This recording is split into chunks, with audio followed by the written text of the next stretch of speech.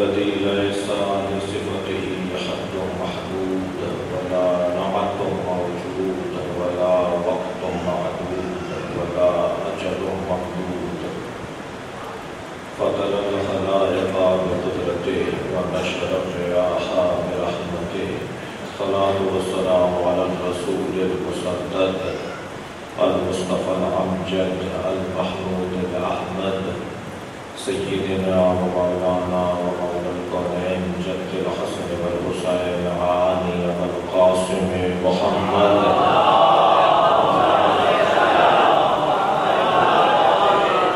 وآل الطيبين الطاهرين المعصومين الذين قال الله إنما يريد الله ليذهب عنكم الرجس أهل البيت ويطهركم تطهيرا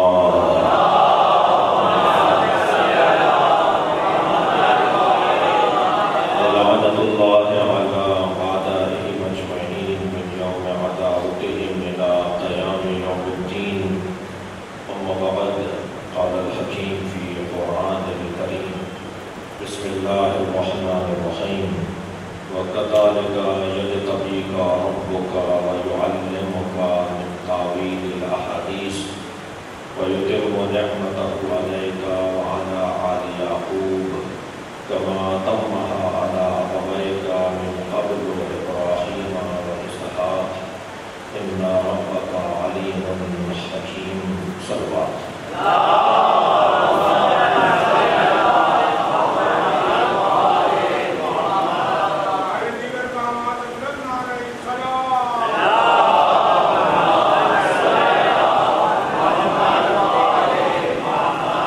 سورہ مبارکہ یوسف کی چھٹی آیت پر ایک مرتبہ پھر غور کرنا ہے اور کل جتنا بیان ہوا اس سے ایک مرحلہ آگے بڑھنا ہے، مگر اس سے پہلے میں پھر چاہوں گا کہ جن مرحومین کے لیے آج کی مجلس کا اہتمام ہے ان کے اصال ثواب کے لیے ایک مرتبہ سورہ فاتحہ کی تلاوت ہے۔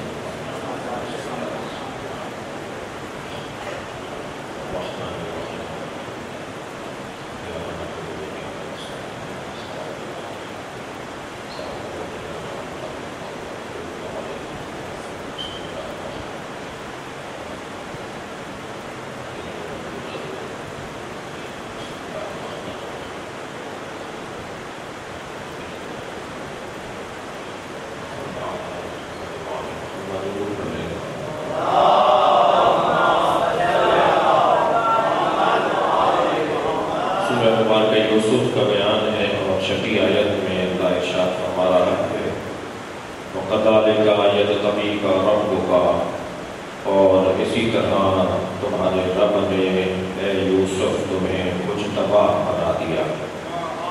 کل کی مجلس میں بیان ہوا کہ مجتبی کسے کہتے ہیں۔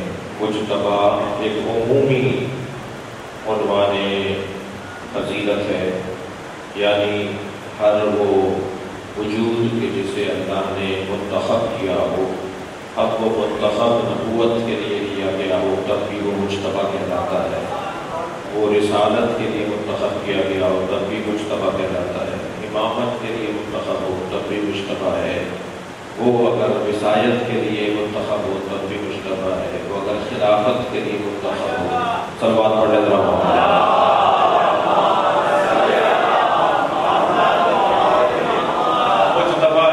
خدا کا خاص کرم ہے، جس پر اللہ کا خاص نگاہ ہے، اور وہ توفیقات الہی کا حامل ہے۔ جو بھی توفیقات الہی کا حامل ہے اسے مجتبی کہا جاتا ہے۔ اب یہاں اللہ نے حضرت یوسف کے مجتبی ہونے کا اعلان کیا اور ساتھ میں صفت ربوبیت کو یاد کیا، وَكَذَلِكَ يَجْتَبِيكَ رَبُّكَ، اور اسی طرح تمہارے رب نے تمہیں مجتبی بنا دیا صفت ربوبیت کے ساتھ۔ یعنی اس کے اندر جو حسین پہلو ہے، کیونکہ میں کر چکا ہوں کہ اس عشرے کی تیاری کے حوالے سے کوئی کم بیش 20 تفسیروں کو ہم نے دیکھا ہے، اور میں بعض جگہ تو بڑی حسین باتیں ہیں اور پھر بھی بہت ساری رہ جاتی ہیں۔ وہ جو اللہ حضرت یوسف کو مجتبی بنانے کا اعلان کر رہا ہے کہ ہم نے تمہارے رب نے تمہیں مجتبی بنا دیا، یہ کس وقت کا اعلان ہے، یہ کب اعلان ہو رہا ہے؟ یہ اس وقت اعلان ہوا ہے جب حضرت یوسف 13 سال کے ہیں۔ حضرت یوسف کو جو کنویں میں پھینکا گیا ہے، اہل سنت کے علماء نے لکھا ہے وہ 11 سال کے تھے، ہمارے علماء نے لکھا ہے کہ وہ 13 سال کے تھے۔ ہم 11 سال کے بھی مانیں تو اتنی کم سنی میں اگر کسی کو مجتبی بنایا جا رہا ہے، بات پڑھیں گے محمد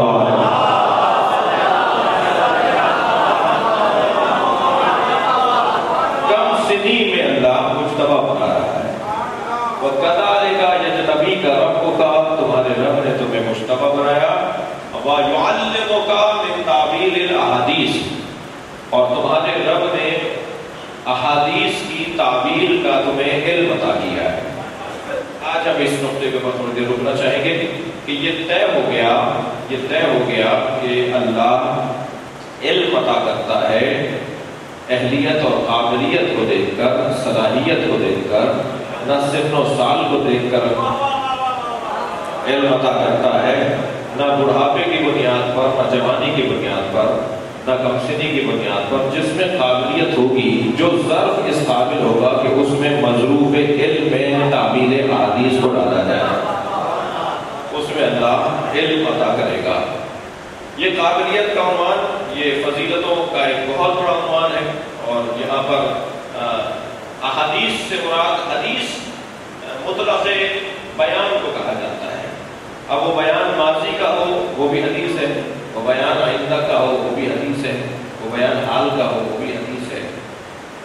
اور تعویل میں اور تفسیر میں اور تعویل میں تفصیل میں تجزیے میں اور تحلیل میں فرق ہے۔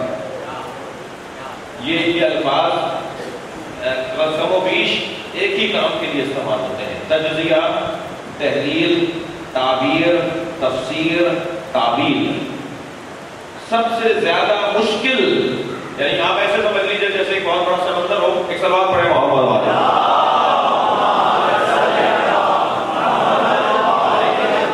ایک بہت گہرا سمندر ہو، اور اس گہرے سمندر کے اندر اترنے والے مختلف ہوں۔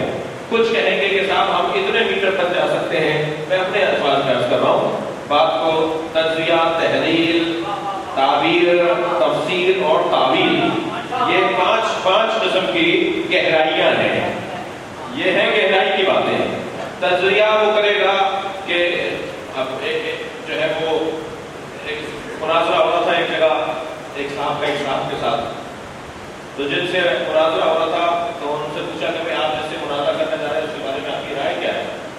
کہنے لگے وہ سمندر ہے مگر ایک بارش کے ہے۔ تو بہت سے سمندر ہوتے ہیں وہ ایک بارش کے ہوتے ہیں۔ ایک سلوات پڑھے محمد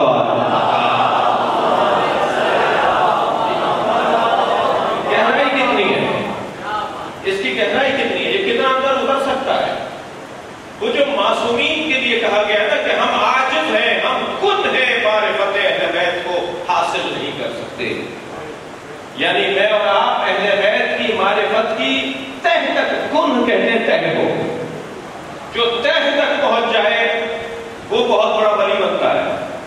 پھر وہ اس درجے پر پہنچ جاتا ہے کہ وہ ہوتا فارس کا ہے مگر منا اہل بیت کہلاتا ہے۔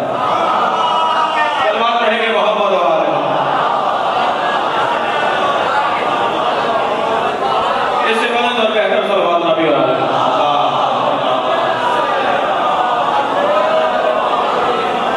اب تجزیہ، پھر اس کے بعد تحلیل کا مرحلہ ہے، پھر اس کے بعد تعبیر کا مرحلہ ہے، پھر اس کے بعد تفسیر کا مرحلہ ہے، اور پھر اس کے بعد تعویل کا مرحلہ۔ تعویل کسی بھی حقیقت کی آخری حد کو کہا جاتا ہے۔ کسی حقیقت تک ہم پہنچنا چاہتے ہیں، 2 قدم آگے آئے کچھ سمجھے، پھر 2 قدم اور آگے آئے اور اضافہ ہوا، پھر 2 قدم اور آگے آئے پھر اضافہ ہوا۔ اب یہ چیز ایک ہی ہے مگر اس کی دید علیحدہ ہوگی، اس کی دید علیحدہ ہوگی۔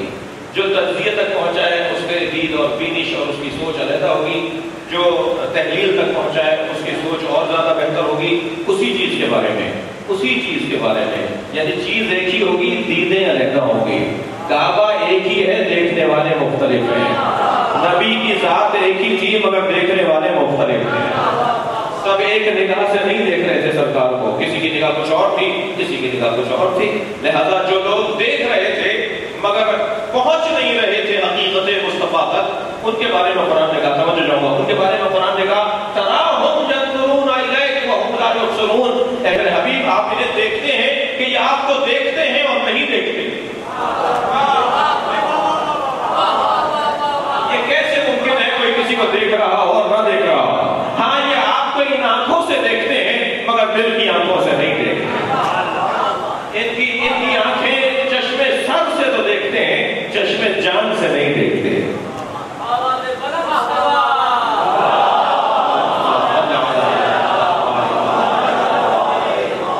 تو جو آخری معرفت کا مرحلہ ہے کسی بھی چیز کی حقیقت تک پہنچنے میں، وہ جو آخری کیفیت ہے وہ ہے تعویل کی کیفیت۔ جی یہاں پر کیا ارشاد ہو رہا ہے؟ وَكَذَلِكَ يَجْتَبِيكَ رَبُّكَ وَيُعَلِّمُكَ تَأْوِيلَ الْأَحَادِيثِ، اور آپ کو احادیث کی تعویل عطا دی ہے۔ یہ وَيُعَلِّمُكَ مِن تَأْوِيلِ الْأَحَادِيثِ، وَيُعَلِّمُكَ مِن تَأْوِيلِ الْأَحَادِيثِ۔ ایک صلوات اور ہدیہ کریں نبی کے ساتھ۔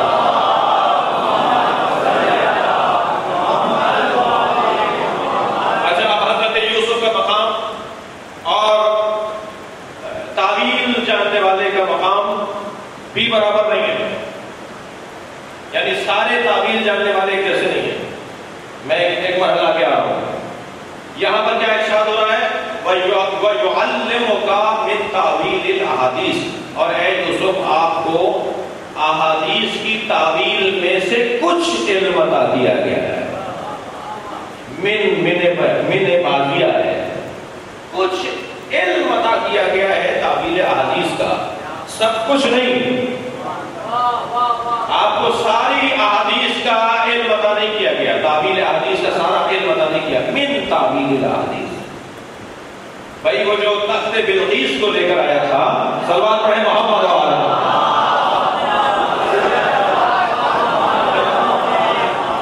مجھے اس بات کی خوشی ہے کہ میرا سامنے بہت اچھا ہے۔ وہ جو تخت بلقیس کو لے کر آگے آیا تھا نا، جب اس سے پوچھا گیا کہ یہ تو پلک جھپکنے میں میلوں کا فاصلہ طے کر کے جی ملکہ سما کا تخت اٹھا کر لے آئے، یہ کیسے تم لے کر آ گئے؟ تو پھر قرآن نے جواب دیا کہ اسے ہم نے علم من الکتاب، ہم علمناہ علم من الکتاب، اسے ہم نے علم دیا تھا مگر کتاب میں سے کچھ علم دیا۔ جو کچھ علم الکتاب کا رکھتا ہو وہ پلک جھپکنے میں مشرق سے مغرب کا رستہ طے کرتا ہے۔ اور سورہ مبارکہ رات کی آخری آیت میں ارشاد ہو رہا ہے کفا باللہ شہیدا بینی و بینکم ومن عندہ علم الکتاب، ایک ایسا وجود ہے جو نبی کی رسالت پر اللہ کے ساتھ گواہ ہے، جس کے پاس کچھ نہیں بلکہ پوری کتاب کا علم ہے۔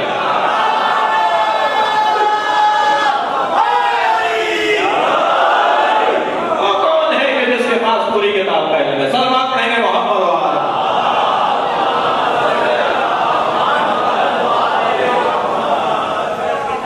اب یہ علم من الکتاب، اور یہاں پر وَيُعَلِّمُكَ مِن تَأْوِيلِ الْأَحَادِيثِ، اور ہم نے یوسف آپ کو تعویل احادیث میں سے کچھ علم عطا دیا ہے۔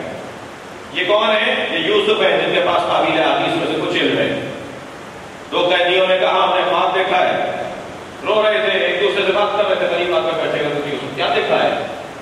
ایک نے کہا میں نے دیکھا کہ میرے سر کے اوپر ظرف ہے، تشت ہے، اس پر مختلف کھانے اور غذائیں رکھی ہوئی ہیں، گوشت ہے، روٹیاں ہیں، غذائیں ہیں، اور کبے جو ہے وہ اٹھا کر ان غذاؤں کو روٹیوں کو لے جا رہے ہیں۔ حضرت یوسف نے دوسرے سے پوچھا تم نے کیا دیکھا؟ کہا میں نے انگوروں کا خوشہ ہے دیکھا، میں نے انگوروں کا خوشہ ہے، میں اسے اس کا رس نکال رہا ہوں، اور رس نکال کر میں وہ لوگوں کو پلا رہا ہوں۔ حضرت یوسف نے جس کے سر پہ سے کبے روٹیاں اٹھا کر لے جا رہے تھے، فرمایا تمہارے سر کو قلم کر دیا جائے گا، تمہیں مار دیا جائے گا، تمہیں قتل کر دیا جائے گا۔ اور جو انگور کا شربت لوگوں کو پلا رہا تھا، حضرت یوسف نے فرمایا کہ تمہیں ساقی دربار قرار دیا جائے گا، تم دربار میں جو لوگ بیٹھتے ہیں، آپ آئیں گے آتے ہیں، اور دربار کے جو مہمان ہوتے ہیں تم بادشاہ کے ساقی قرار پاؤ گے، اس کے دربار میں بیٹھنے والوں کو تم پانی پلایا کرو گے۔ ایسے ہی ہوا، اسے قتل کر دیا گیا اور اسے ساقی بنا دیا گیا۔ لیکن ایسی گھڑ کر بات کی جو کل میں بات کر رہا تھا، ایسے جھوٹ آپ کو دیکھا ہی نہیں تھا۔ حضرت یوسف نے فرمایا تم نے کوئی خواب ہی نہیں دیکھا تو غلط بیانی کر رہے ہو۔ ایسے ہی پاک بنا کر لایا. حضرت یوسف نے تم نے کوئی پاپ ہی نہیں دیکھا, تم غلط بیانی کر رہے ہو. حضرت آیت اللہ کوئی استخارہ دکھواتے تھے حضرت آیت اللہ مرتضیٰ کشمیری سے. حضرت آیت اللہ مرتضیٰ کشمیری عارف بہت بڑے تھے, مگر آیت اللہ کوئی سے زیادہ بڑے فقیہ نہیں تھے. فقاہت میں, علم فقہ میں جس کی بنیاد پر تقلید ہوتی ہے, اس میں بہرحال حضرت آیت اللہ کوئی حضرت آیت اللہ مرتضیٰ کشمیری سے بڑے تھے, مگر وہ فقاہت میں بڑے تھے, پھر بھی استخارہ دکھواتے تھے آیت اللہ مرتضیٰ کشمیری سے.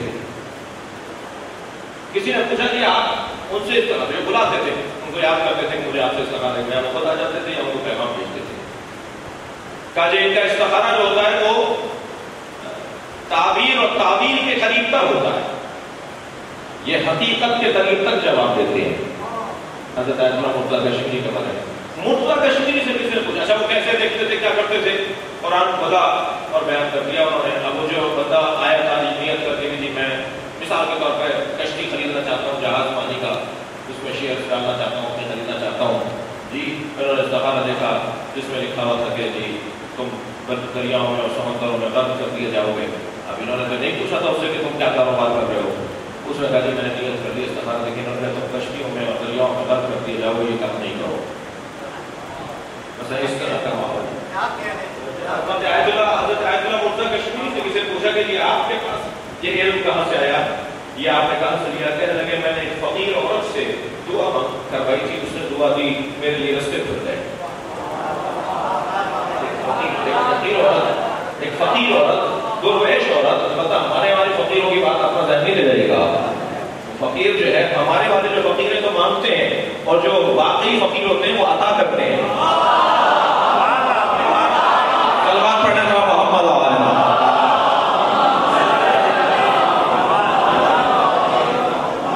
ہمارے والے تو فقیر ہی نہیں ہے بیچارے, یہ فقیر نہیں ہے.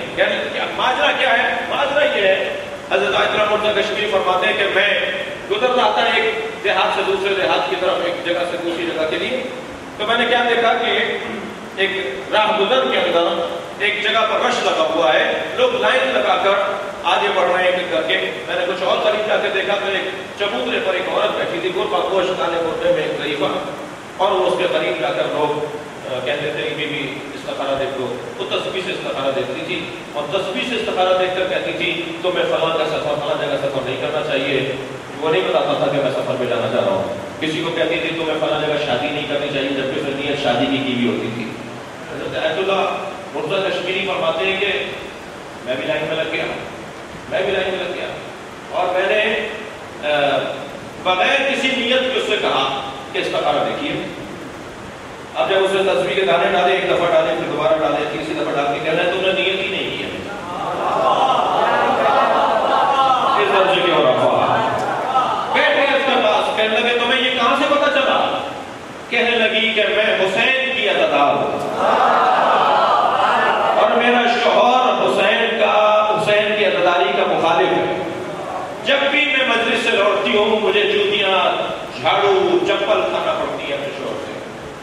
تم مجلس میں سے ہو کر آئی ہو, اور میں جوتی چپل کھانے کو آمادہ ہوتی ہوں, مگر حسین کی مجلس چھوڑنے کو تیار نہیں ہوتا. ایک دن میں ایسے ہی مجلس سے آئی تو میرے شوہر نے مجھے مارا, اور اتنا وہ غصے میں تھا کہ اس نے مجھے طلاق دے دی. جب مجھے گھر سے نکال دیا تو میں حضرت عباس کے حرم میں گئی, اور میں نے مولا عباس سے کہا کہ میں آپ کے دروازے پر اس لیے آئی ہوں کہ آپ باب الحسین ہیں, آپ حسین کا دروازہ ہے. میں آپ کے دروازے پر اس لیے آئی ہوں کہ میرا مسئلہ حل کریں. میں اب کہاں جاؤں گی؟ میں اس کے ہاں پٹتی کٹتی تھی, مگر یہ تھا کہ میرے لیے سایہ تھا, میرے لیے چھت تھی, مجھے کوئی کھلاتا تھا, مجھے کوئی پہناتا تھا. اب تو اس نے مجھے اپنے گھر سے نکال دیا. رو رہی تھی کہ ایک مرتبہ اونگ لگی اسے, کچھ دیر کے لیے غشی میں گئی کہ ایک تصویر اس کی گود میں آ کے پڑی, اور آواز آئی تم جا کر لوگوں کو استخارہ دیکھا کرو, اور جو ہدیہ ملے اس سے گھر اپنا گزر بسر کرو. کہنے لگی مجھے کیا پتا استخارہ کیا ہوتا ہے. میں نے وہ تصویر اٹھائی اور جا کے بیٹھ گئی. لوگوں نے کہا بھائی کیا ماننا ہے, استخارہ دکھوانا ہے. میں استخارہ دیکھتی ہوں, لوگ مجھے سکے ڈال کے چلے جاتے ہیں, لیکن جب میں تصویر کا دانہ ہلاتی ہوں تو میرے کان میں مولا عباس کی آواز آتی ہے اسے یہ جواب دو.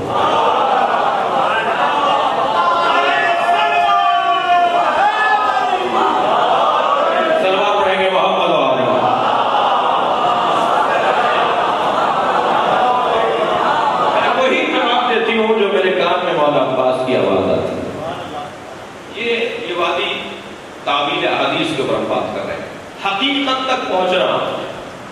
ایک بہت بڑی تعداد ہے قرفا کی، ایک بہت بڑی تعداد ہے اولیاء الہی کی جنہوں نے اپنے من کو سچا رکھا، اپنے تن کو پاک رکھا، اپنے ذہن کو پاکیزہ رکھا، تو پھر ان کے لیے معرفت کے دریچے کھل گئے.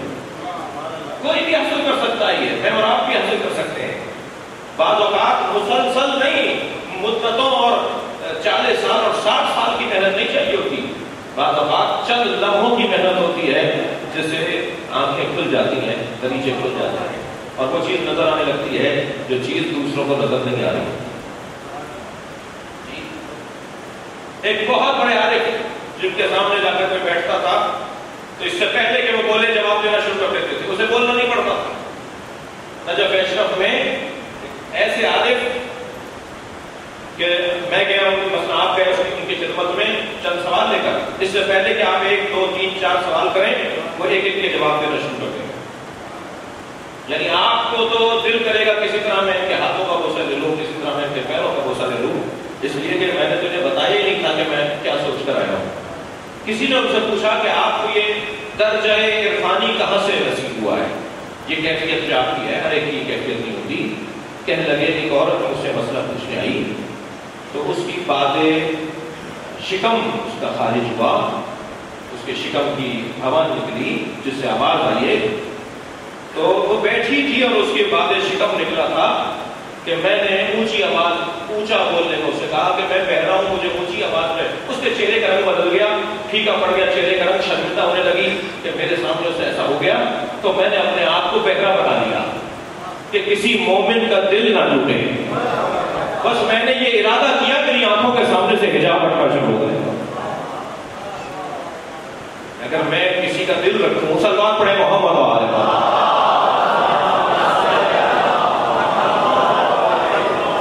کسی کو بے آبرو نہ کروں، میں کسی کو رسوا نہ کروں، میں کسی کی شرمندگی میں اضافہ نہ کروں، تو پھر میرے لیے ایک ملکوت کی آنکھیں کھلیں گی. چشم برزخی جسے عرفا کہتے ہیں، برزخی نگاہیں، وہ جو مرنے کے بعد کھلے گی. بہت سو کی مرنے سے پہلے کھل جاتی ہیں.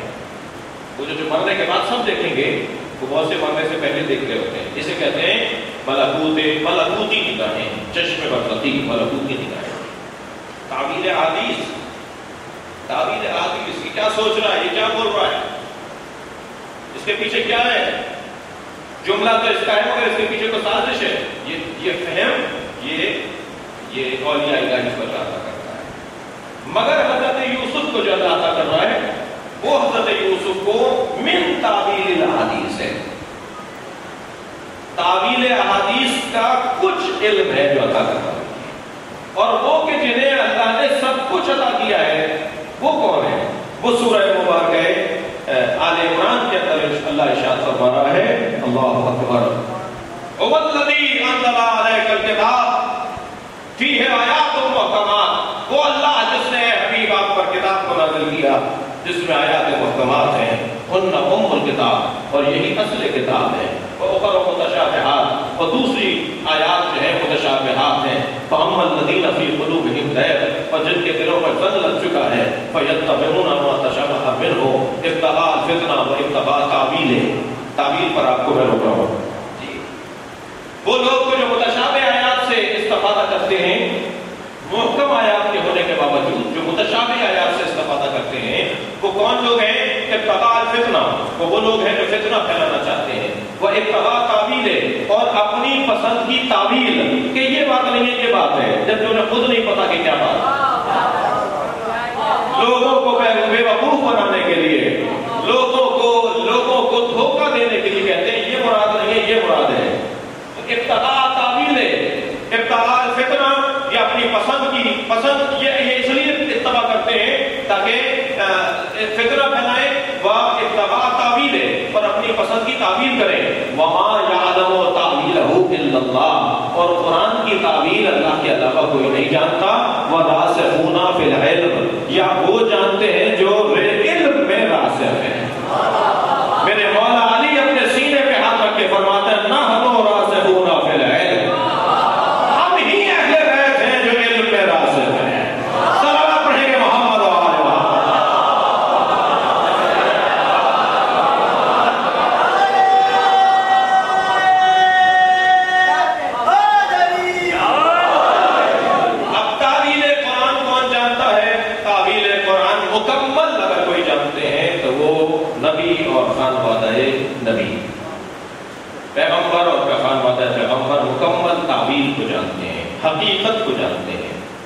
حقیقت کو جانتے ہیں. وہ کتنا حسین جملہ ہے. جب محمد حنفیہ نے مولا حسن سے مولا حسین کے بارے میں کچھ کہا، گفتگو ہو رہی ہے بھائیوں میں، تو مولا حسین نے، میں یہاں شرح میں بیان کر چکا ہوں، مولا حسن نے فرمایا کہ خبردار ان آخر حسین قد اسقلنا حلما واقربنا من رسول اللہ رحما. خبردار میرے بھائی حسین کے بارے میں یہ نہیں سوچو، کیونکہ میرا بھائی حلم اور بردباری میں سب سے زیادہ ثقیل ہے اور رسول اللہ سے قربت رکھنے میں سب سے زیادہ قریب ہے. کانا یقرأ الوحی قبل ان ينطق. حسین نے قرآن نازل ہونے سے پہلے قرآن پڑھ لیا تھا. کیا کہیے گا اسے آپ؟ کلمات پڑھیں محمد و آل.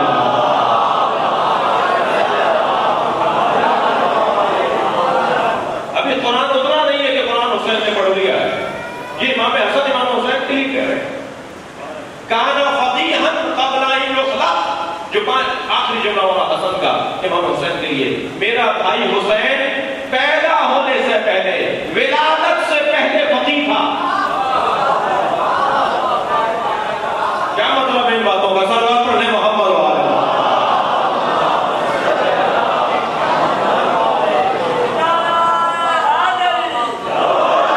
تعویل احادیث یعنی ماضی، آتی اور ماضی، آنے والے واقعات کے بارے میں جاننا اور جو ماضی میں گزر گیا ان واقعات کے بارے میں جاننا، یہ ہے تعویل احادیث کا علم جو حضرت یوسف کو اللہ عطا کر رہا ہے.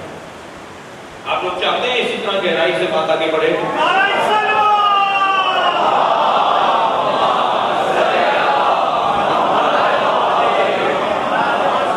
اور میں سرسری گفتگو بھی ہو سکتی ہے اور ایک نشست میں 2 آیتیں بھی ہو سکتی ہیں، لیکن میرا اپنا خود مزاج اس طرح کا نہیں ہے. تعبیر الاحادیث. اور اے یوسف، تمہارے اللہ نے، تمہارے رب نے تمہیں تعبیر احادیث کا کچھ علم عطا کیا ہے. اگر آمادہ ہے تو ایک اور تعبیر احادیث پر ایک اور جملہ کہہ دوں. عزیزان گرامی، حضرت یوسف کو تو وَيُعَلِّمُكَ مِن تَعْوِيلِ الْأَحَادِيث، تمہارے اللہ نے تمہیں تعبیر احادیث کا کچھ علم عطا کیا ہے. یہ ہیں یوسف. اور مصطفیٰ کے بارے میں اللہ نے کیا کہا؟ سرکار دو جہاں کے بارے میں اللہ نے کیا کہا؟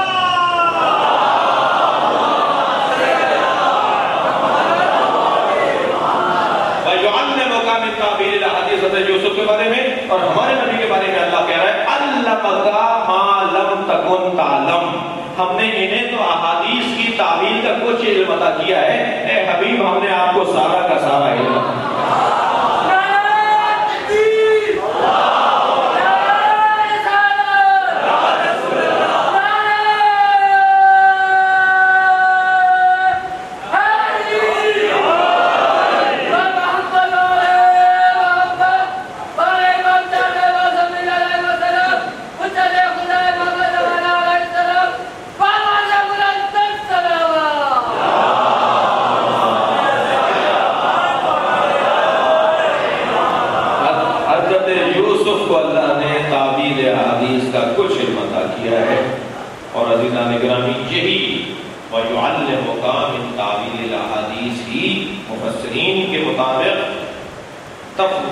نبوت کا اعلان. یہی آیت وَيُعَلِّمُكَ مِن تَعْوِيلِ الْأَحَادِيث، یہ آپ کو نبوت سونپنے کا اعلان. یعنی یہ آیت کہہ رہی ہے یوسف، ہم نے تمہیں نبی بنا دیا. پہلے والی آیت نبوت سے زیادہ وسیع مفہوم رکھنے والی آیت تھی. یعنی نبی بھی ہو سکتا ہے وہ جو مجتبی ہوتا ہے. اور اس آیت نے وضاحت کی کہ وہ جو یجتبی کا کہا گیا ہے وہ رسول، امام، خلیفہ نہیں ہے بلکہ نبوت ہے. یعنی پہلی والی حصے کے اندر متوجہ ہیں آپ، پہلے والے حصے میں مطلق بات کی ہے کہ ہم تمہیں منتخب کر رہے ہیں. اب کس کام کے لیے منتخب کر رہے ہیں؟ وَيُعَلِّمُكَ مِن تَعْوِيلِ الْأَحَادِيث، ہم تمہیں نبوت کے لیے منتخب کر رہے ہیں.